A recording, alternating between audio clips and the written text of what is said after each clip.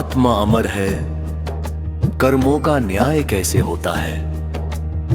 नमस्कार मित्रों, पिछले अध्याय में हमने जाना कि गरुड़ जी ने भगवान विष्णु से मृत्यु और आत्मा का रहस्य पूछा था। आज भगवान विष्णु उस प्रश्न का और गहरा उत्तर देते हैं। वे बताते हैं कि मृत्यु अंत नहीं है, बल्कि एक नई यात्रा की शुरुआत है। इस यात्रा का मार्ग हमारे अपने कर्म तय करते हैं।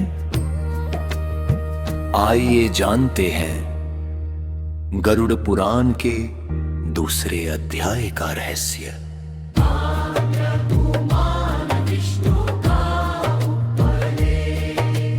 भगवान विष्णु बोले, हे गरुड़, यह शरीर पंच महाभूतों से बना है।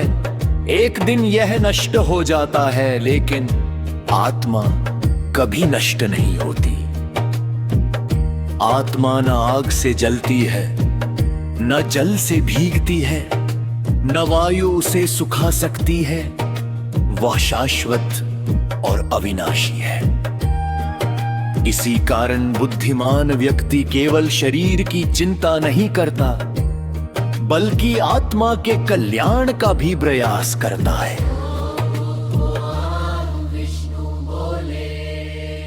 कर्मों का अदृश्य लेखा।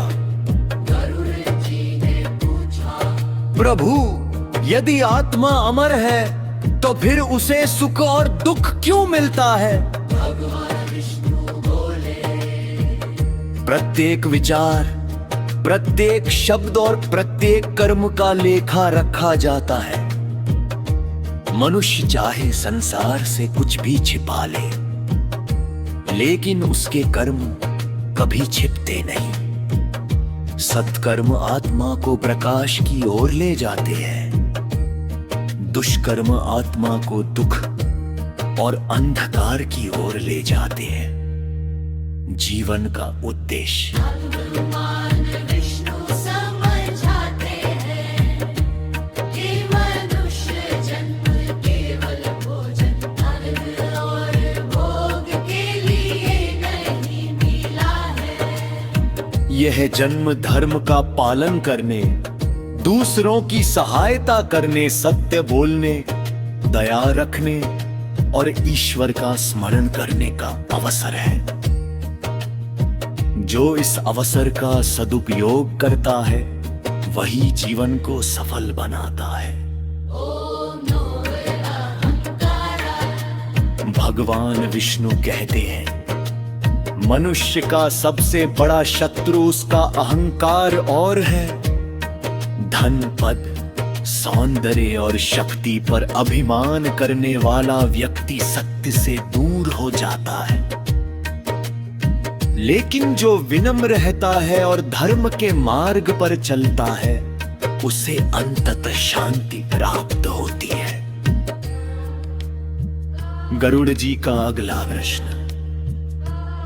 भगवान विष्णु की बातें सुनकर गरुड़ जी ने पुनः पूछा, हे प्रभु, जब आत्मा शरीर छोड़ देती है, तब उसकी यात्रा कैसे प्रारंभ होती है?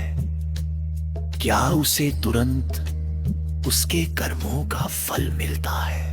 भगवान विष्णु मुस्कुराए और बोले, हे गरुड़, यही रहस्य मैं अगले अध्याय में विस्तार से बताऊंगा।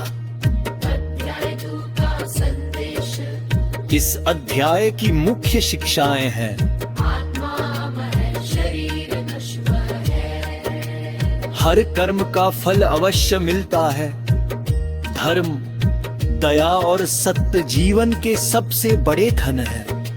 अहंकार मनुष्य को पतन की ओर ले जाता है। ईश्वर का स्मरण और अच्छे कर्म आत्मा का वास्तविक सहारा है।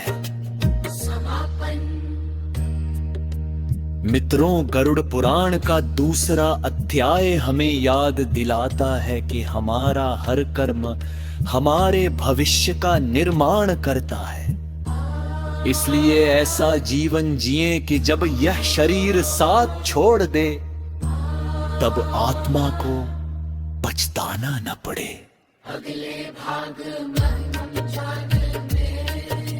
मृत्यु के तुरंत बाद आत्मा की यात्रा कैसे आरंभ होती है और उससे किन किन अनुभवों से गुजरना पड़ता है। यदि आपको ये वीडियो पसंद आया हो तो इसे लाइक करें, अपने मित्रों और परिवार के साथ साझा करें और चैनल को सब्सक्राइब करना ना भूलें। ओम नमो नारायण।